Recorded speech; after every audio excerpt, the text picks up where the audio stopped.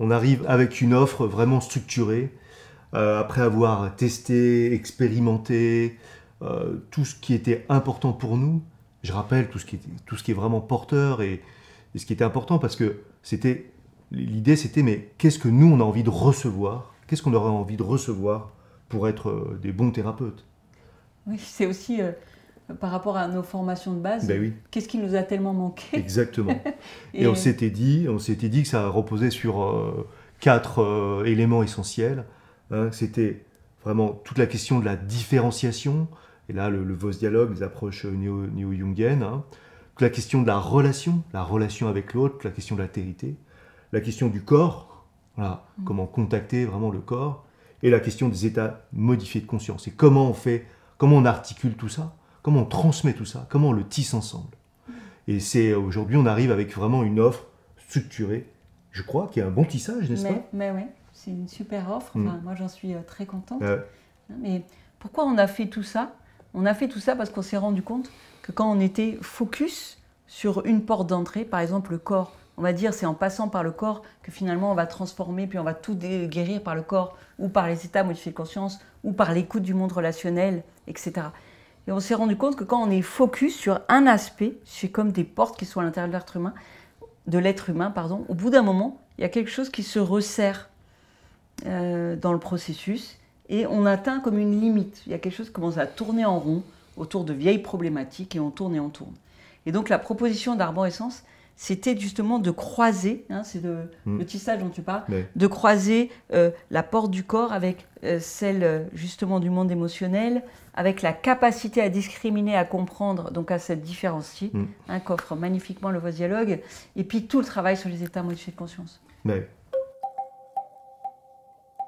Ah, moi, ce qui me ravit, ce qui me nourrit le plus, c'est de voir vraiment les personnes au travail, dans nos stages, dans nos cycles, et de voir, de les voir à la fin dans les expérientiels, dans les modules, de voir ces yeux qui s'allument et se dire ah ouais, de voir les gens qui plongent vraiment dans les processus, qui découvrent ce que c'est que la relation, qui découvrent ce que c'est que la plongée vraiment à certains endroits.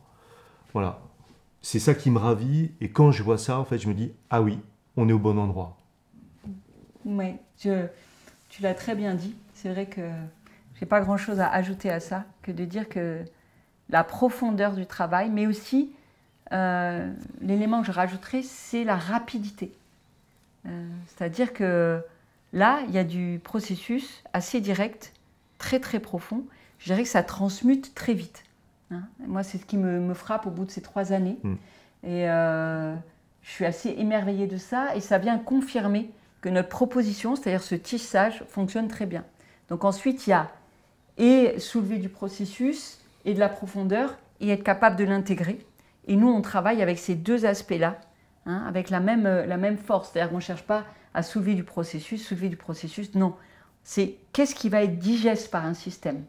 Hein, et le croisement qu'on propose entre profondeur et aussi un petit peu rapidité, parce qu'on est dans une époque qui va vite. On n'est pas forcé de passer 10 ans pour transmuter ou faire évoluer une structure. Voilà. Et ce tissage fonctionne vraiment très bien. Moi, c'est ce qui m'émerveille depuis 3 ans. Ce qui m'émerveille depuis 3 ans, c'est de voir à quel point ce tissage fonctionne et qu'on prend soin. Hein, moi, ce qui me touche, c'est l'envie de prendre soin. Il y a beaucoup d'espace de régulation entre les apprenants aussi. Hein, c'est-à-dire la place de la relation à l'intérieur d'Arborescence. On ne fait pas n'importe quoi avec une personne, avec le vivant. Ça, c'est vraiment quelque chose qui me touche beaucoup. On a mis en place tous ces espaces, que ce soit dans notre équipe de formateurs et aussi les apprenants les uns avec les autres. Oui. Et d'ailleurs, ce qui est génial, c'est que s'il commence à y avoir des dynamiques de groupe un peu difficiles, toc, toc, toc, là, il y a un problème, on demande une régulation, etc. Et donc, ça a été pris. Voilà, donc moi je suis touchée par tout ça, de voir que finalement, quelque chose fonctionne et est réellement efficace. Chaque personne va choisir son parcours, dans quel ordre elle le fait, dans quel ordre elle parcourt les différents cycles, les différents stages. C'est assez ouvert, en fait. Donc elle peut commencer par être thérapeute, et puis travailler sur le corps, et puis vos dialogues. Voilà, elle le fait dans l'ordre qui est bon pour elle, en fait. Et parfois, ça va être bon de démarrer, par exemple, d'entrer par la relation, et puis d'aller faire être thérapeute, puis ensuite d'aller voir. Et puis parfois, j'ai besoin d'entrer par être thérapeute, ou d'entrer par le Voice Dialogue, voilà. En fait, la manière dont une personne va parcourir, c'est pour ça que ça s'appelle un parcours, et vraiment, personnellement, et on l'accompagne en fonction de qui elle est et de où elle en est. Voilà. Et vraiment de son besoin. C'est-à-dire, nous, ça ne nous intéresse pas de remplir des groupes pour remplir des groupes et de sortir des gens qui vont avoir un titre, mais qui sont incapables de pratiquer derrière, et en plus qui ont la croyance qu'ils ont un diplôme et ils ne comprennent pas pourquoi ils n'arrivent pas à devenir thérapeute, pourquoi ils n'ont pas de patients. On a beaucoup vu ça. Nous, on essaye effectivement qu'il y ait un accompagnement. C'est-à-dire, quel est vraiment le besoin de cette personne à ce moment-là de sa vie? C'est quoi son rendez-vous déjà avec elle-même et de quelle manière elle a envie d'être participante du monde? Notamment c'est ça qui nous intéresse. Ouais, notamment si elle a déjà une formation, par exemple, on va aussi en tenir compte par ailleurs, quoi. Voilà, on n'a pas à refaire. C'est cette adéquation. Donc là, c'est vrai qu'on a une manière de suivre les personnes. On n'essaye pas de prendre les personnes et de les faire rentrer dans notre schéma, dans notre moule, dans notre parcours. Bien sûr qu'il y a une structure, hein, et c'est important qu'elle y soit pour pouvoir travailler et qu'il y ait un contenant. Mais c'est vraiment, mais t'es qui toi en fait? Et tu fais quoi sur Terre? Tu cherches quoi? Et comment tu vas nous rejoindre? Et comment on fait ensemble? Ouais. Voilà.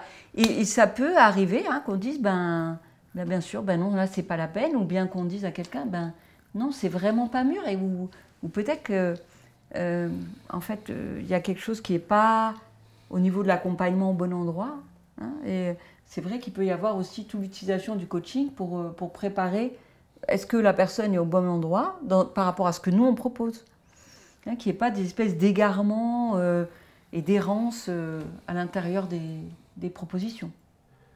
Alors, vraiment une autre particularité, tu en as parlé un peu tout à l'heure de la relation, mais une autre particularité de comment on va vraiment accompagner une personne, c'est en vraiment prenant le temps avec elle de voir, là ça tu l'as dit, et donc en étant dans la relation en fait. Arborescence est une entreprise opale. Qu'est-ce que ça veut dire? C'est-à-dire qu'autant que possible, elle est guidée par une vocation et non pas à imposer quelque chose. Et sa vocation, c'est d'être au service du développement de l'être humain à cet endroit-là. Ça veut dire quoi? Ça veut dire qu'en fait, nous, en tant que formateurs, on n'est pas une posture plus haute. Voilà. Oui, bien sûr, on transmet quelque chose aux personnes qui viennent, mais en plus, en fait, on se met vraiment dans la relation à l'écoute, d'égal à égal. Voilà, pour dire, mais qui es-tu en tant qu'adulte? Oui, il y a des parties de toi, enfant, en travail. Voilà. Donc ça c'est quelque chose qui vient du monde du coaching, hein, et qui habite profondément Arborescence et l'esprit d'Arborescence. Et moi, je voudrais rajouter quelque chose, parce que c'est 3 ans, et ce qu'on a pu construire donc, dans cette 3e année, c'est la communauté Arborescence. La communauté Arborescence, c'est quoi? C'est toutes les personnes qui passent par Arborescence et qui ont envie de se mettre ensemble pour travailler. Et donc, il y a plein de groupes de travail là, qui sont en train de se lancer. Et comment nous, on n'est pas dans une posture haute seulement à vouloir, comment on peut dire, infuser des personnes qui seraient là avec le bec un peu ouvert, mais comment, en fait, c'est juste un groupe d'êtres humains, hein, même si nous, on tient notre posture de formateur, nous et les autres formateurs, voilà, et que tout ce qui va venir, en fait, des apprenants, en termes de propositions, de questionnement aussi, on est très questionné. Hein. Là, vous faites comme ça, pourquoi vous faites comme ça serait mieux comme ça, voilà. Et nous, on est preneurs de ça. Hein. C'est-à-dire que Arborescence a quelque chose de plastique qui reçoit, qui échange, et on apprend beaucoup de cette communauté. Hein. Donc quand même, c'est important de dire que cette 3e année, c'est la naissance de la communauté d'Arborescence.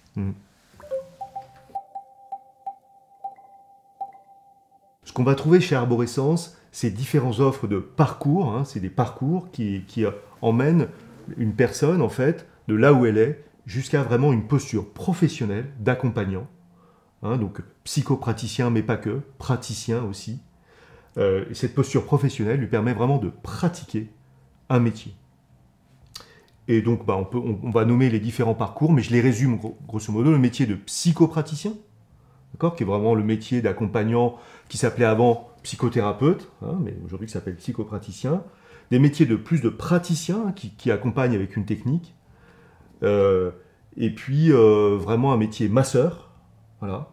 Et aujourd'hui, aussi une nouvelle offre qu'on est fiers de présenter à cette rentrée sur le son, la danse. Voilà. Oui, la musicothérapie. Mais oui, la musicothérapie, vraiment, voilà. Donc c'est ça les différents parcours qu'on peut peut-être détailler un peu plus. Oui, on peut les détailler.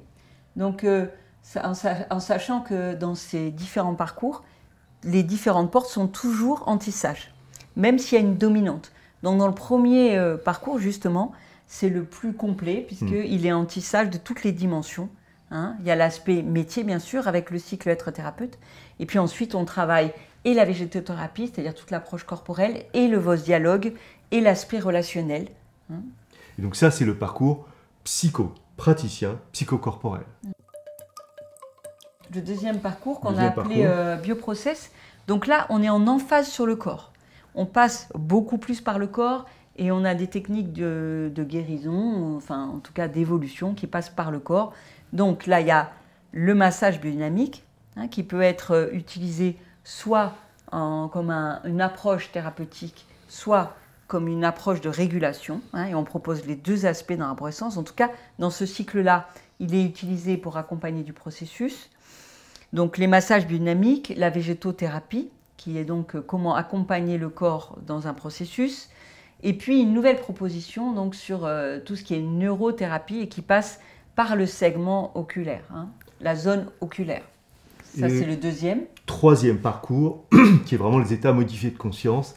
Hein, donc là, c'est comment aller travailler avec les états modifiés de conscience. Encore une fois, il y a la base de ce tissage hein, qui est transmis au thérapeute, mais en plus, c'est comment accompagner dans les descentes quand s'ouvre, quand se modifie donc l'état de la conscience. Le troisième parcours, effectivement, c'est le travail sur les états modifiés de conscience, donc avec une formation à la respiration holotropique, hein, ce qui est quand même très important, et une préparation à pouvoir accompagner des groupes en respiration holotropique, en transdanse. Ça, c'est le cœur métier. Mais il y a aussi toute l'approche des rêves éveillés, qui est en fait un état modifié de conscience léger, et tout l'aspect analyse de rêve. Et dans ce cycle, il y a le VOS dialogue qui est central dans l'approche du processus à l'intérieur d'arborescence. Alors, ce qui est important de préciser, c'est que la base de ces trois parcours, en fait, il y a un cycle qui s'appelle Être thérapeute, que tu as mentionné tout à l'heure, qui est un cycle sur 2 ans, qui permet de construire la posture d'accompagnant et de psychopraticien. Voilà, c'est ce cycle qui cimente cette posture et qui est le point commun à l'ensemble des parcours hein, de la posture de psychopraticien. Oui, et on commence d'ailleurs cette rentrée avec un très beau groupe hein, dans Être thérapeute. Mais... Donc c'est une très belle évolution aussi. Hein. Une des choses qu'on peut dire quand même pour cette rentrée, c'est qu'on a de plus en plus de monde. C'est important de le dire. Hein, c'est magnifique. Voilà, c'est des très beaux groupes, très dynamiques, avec une profondeur dans le travail, des gens très impliqués. Voilà. Et nous, ça nous touche beaucoup aussi de voir arriver toutes ces belles personnes. Alors, dans notre offre de parcours, on peut aussi parler du parcours masseur. Donc, c'est en fait un parcours dans lequel il va y avoir une formation massage biodynamique et puis une formation plus diversifiée avec un apport de plein de massages différents, un massage du monde. Donc, au bout de ce parcours, pareil, vraiment, ça permet d'acquérir vraiment une posture de masseur et d'accompagner les personnes vraiment à cet endroit-là. C'est ça. Qui est vraiment la porte du corps. Travail de régulation magnifique. Oui, de régulation et de rentrer en contact. Le massage, c'est le lieu du contact. Hein, être touché, se toucher, c'est une des premières choses qui peut se passer quand on sort du ventre de la mère. Est-ce que le contact est bon ou pas? Et quand on reçoit du massage, on répare ça, on travaille ça, c'est très important. L'approche du massage dans l'arborescence, qui est tenue donc par Fanny Bonnier, tout ce secteur-là, c'est quand même une approche de massage conscient. Hein, donc il y a tout le travail de l'intention, justement, pour approfondir la qualité de ce contact. Ok, rajoutons qu'il y a, en plus de tous ces parcours, des offres aussi, des offres pour être praticien relationnel, pour être praticien voice dialogue. Hein, donc, c'est une formation un peu moins longue, un peu moins étoffée, mais quand même qui arrive à une posture professionnelle. Et puis aussi l'arrivée de ce cycle vraiment corps sonore, d'accompagnement avec le corps, avec le son, avec la musicothérapie. Et ça on est vraiment ravis que ça arrive chez Voilà, Vincent Lotte donc se prépare à ouvrir donc un nouveau stage, et puis donc ce cycle qui va vous permettre de rencontrer la danse. La danse libre, qui est donc à la base de nombreuses approches qui sont déjà proposées dans les 5 rythmes, dans Open Floor, dans les danses messines, etc. Donc là, c'est une approche complète. Donc tout ce qui est danse, vous allez être amené à pratiquer et à pouvoir animer une vague, hein, on appelle ça une vague d'1h30, 2 heures, et tout ça va être complété par une approche de musicothérapie. Comment il peut y avoir et la danse et le chant étant aussi tout ce qu'on peut faire avec son propre corps en musicothérapie. Donc une formation très complète. Alléluia. Alléluia.